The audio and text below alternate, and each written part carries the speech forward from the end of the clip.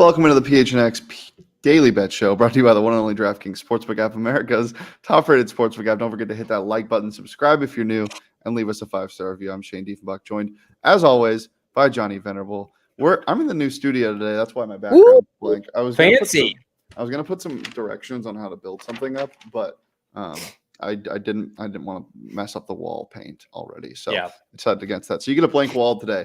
And I fumbled in the intro, and I think that's a lot because of what happened this morning. The Seattle Mariners are extending Julio Rodriguez for 14 years, could be upwards of $400 million by the time at the end of it. But it's estimated $220 million value, which is a steal for a guy like this. It is. Johnny, what do you think? After what we just saw in Washington and the fact that they had to trade their budding star, and he's not on his level yet, that being Julio, but I think that this is huge for a quote-unquote small market team organization, even though it's not. Seattle's a huge metropolitan area. It's the most expensive place to live in the United States now, even more so than different parts of California.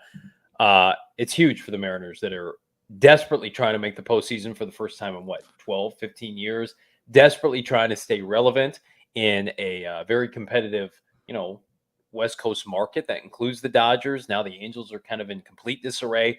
They have an opportunity now in the AL West as Houston starts to phase out of this era. And I know they're fantastic this year, but this team has a shelf life to it. They're in win-now mode. Seattle now has a budding young star for the first time really since Ken Griffey Jr. and Ichiro that they can put their arms around and say that this is a selling point for free agents that know we're going to compete for real this time and not pinch pennies. This is obviously a move for this year and beyond, and it gives Mariner fans a big sigh of relief that they're not going to go through what Washington just did. Yeah, definitely. We'll go over our picks from yesterday. We bet on the preseason, but we got real football to talk about. And the DraftKings Sportsbook app has great things for you right now when you download it using that promo code PHNX.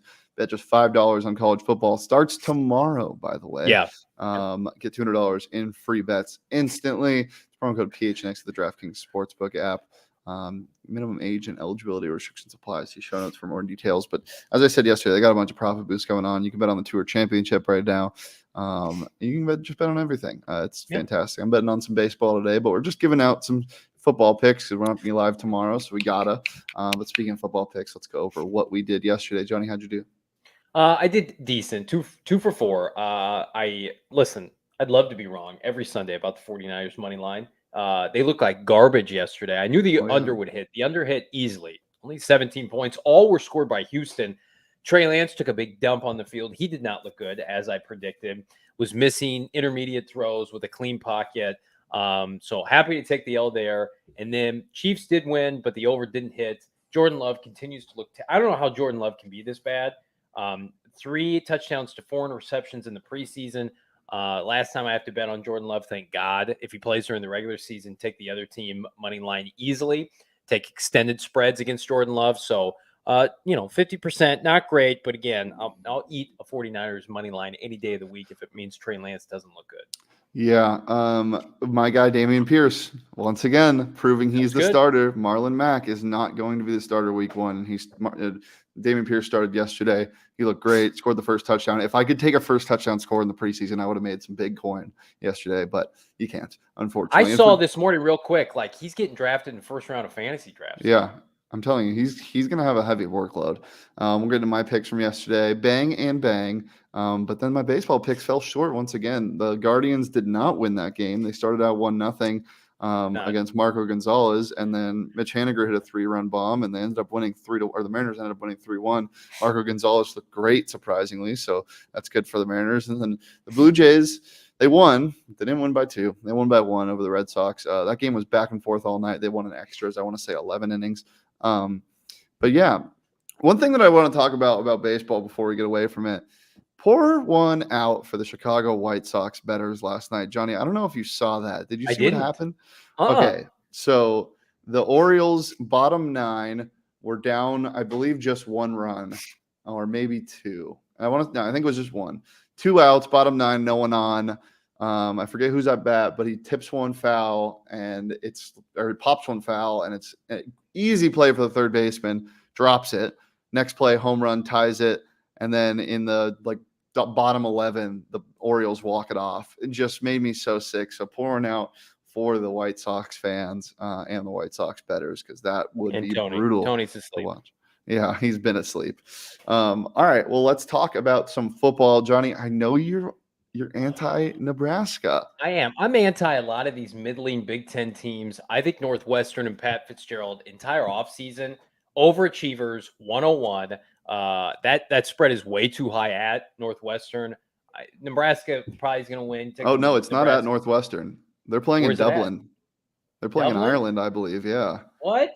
Unless I'm wrong. I'm pretty sure. Let me check. Well, it's not in Nebraska though. So yeah. I don't like this at all.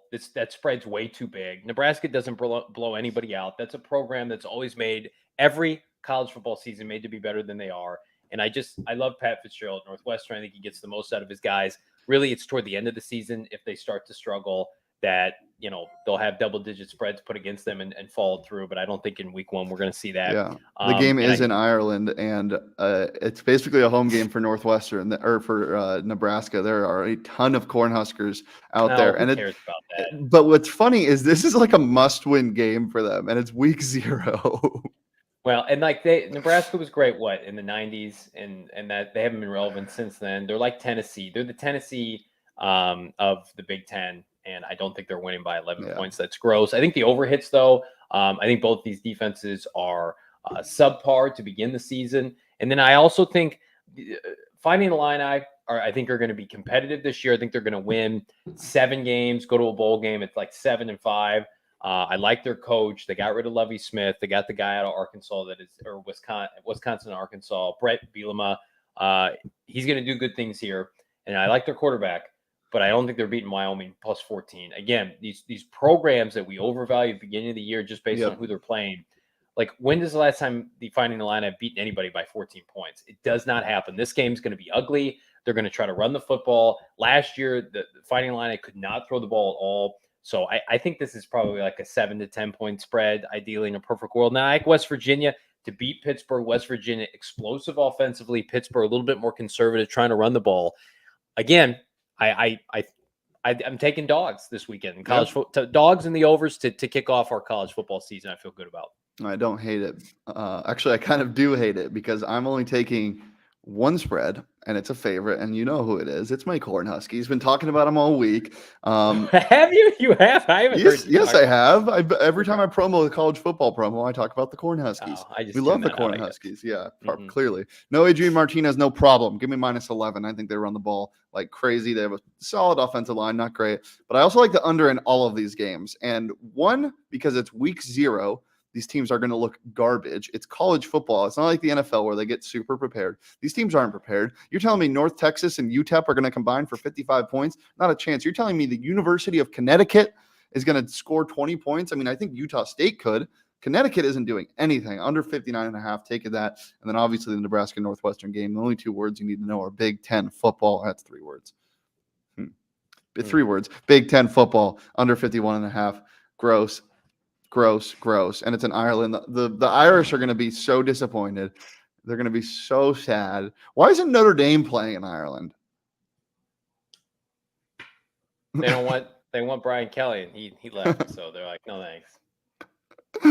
Oh, I saw a great tweet the other day where it was like, I have to log off for the day, and it was trending topics. It was like Brian Kelly and then something explicit. And Brian Kelly. I also saw today on Twitter, speaking of college football and Brian Kelly, I don't want to call him delusional because everyone has their reasons, but somebody on Twitter that runs an LSU sports account was like, here's an article that I'm dropping how Jaden Daniels could be the next Joe Burrow. They both transferred in. I'm like, that's the only thing you have is that they both transferred in. There's no comparison. I bet on ASU in the bowl game last year, and I did not watch a ton of Jaden Daniels last year. As you know, I was wrapped up in the Cardinals, and they were undefeated at the time, whatever. And then I covered the bowl game because you were out, and I was so depressed gambling on ASU. I'm like, I'm never betting on this kid again. He cannot throw the ball. And then Brian Kelly, who is a quarterback savant, wants to bring him in and make him the starter. That would make me uneasy for ASU fans because of how undercoached he potentially was. Now, I know it doesn't sound like he was a good dude, They threw a big party when he left. But, I mean, you can be selfish and be a great college football player. I mean, Baker Mayfield's a little bit selfish. Cam Newton was a little bit selfish. I think he's a great dude. I think he's a really, really nice guy. Why were they throwing parties when he left then? Because he was not bought in. That was the biggest problem. He always has a stoic nature. He's very calm, which is fine for an NFL quarterback when you're proven.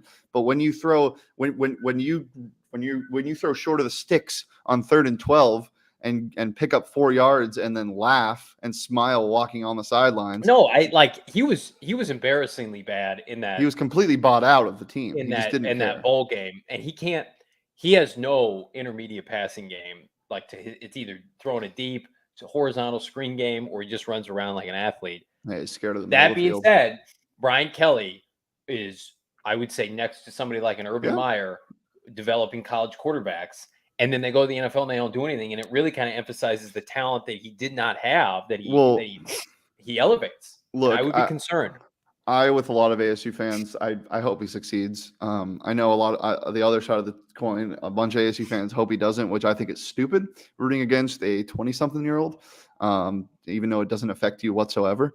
So I wish him the best. How many years left of eligibility has he got? I believe he only has 2. No, I think he was a true freshman, then sophomore COVID year. So he has this year and a COVID year, I believe. So I think he has 2 years left, but we will see. You know who else? You know who's completely bought in is Daniel Ngata, and we just dropped this fire T-shirt on our PHNXLocker.com. Make sure to go ahead and grab yours. Daniel Ngata joining the All-City First Team, baby. Love it. Super excited for this. Super great dude. Hopefully we can get him on some ASU shares after some big wins. Maybe after they upset Oklahoma State, huh? How about it? But yeah, it's a good time to be a Sun Devil. Really excited. ASU football or college football kicks off tomorrow. ASU football kicks off on Thursday. 6 days away. Turn me all the way up. All right, Johnny, anything else before we get on out of here? Oh, I got to give my DraftKings Sportsbook pick of the week, which I didn't want to do in the college football realm. Johnny, I don't know if you have one, but mine today is the Phillies -1.5, -135. Lock it in. They're playing the Pirates at home. Love them so much. Always love the Phillies.